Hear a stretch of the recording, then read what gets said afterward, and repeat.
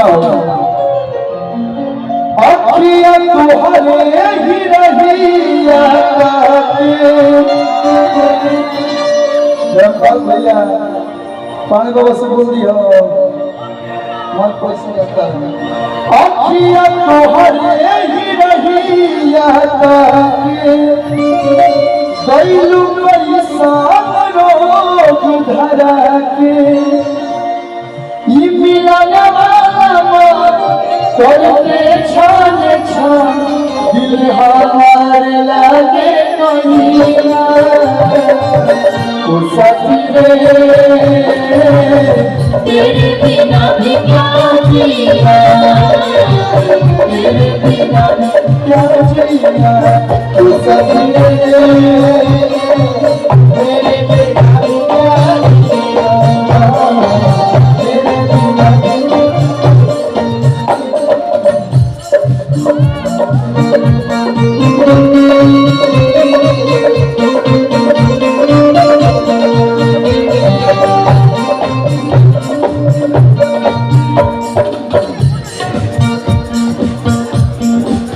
जिनकी लागे जन्नत जैसन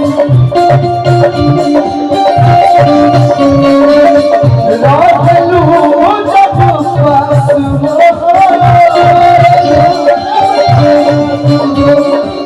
होती से जुड़ा और इतना खास हो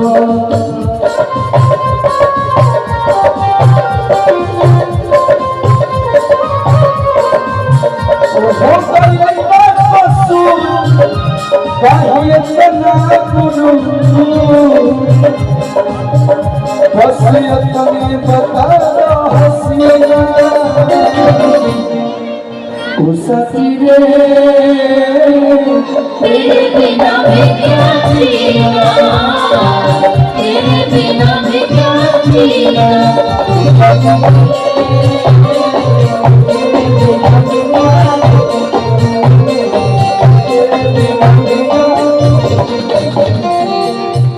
तो मतलब कुछ बिना तो अच्छी लगा पूजा करो। बहुत बहुत धन्यवाद। अब निशा जी एक गीत सुनाएंगी। हम भी सिर्फ बाबा के कारण ही इतना एक गीत सुनाएंगे निशा। लेकिन एडवांस होना चाहिए था, एडवांस।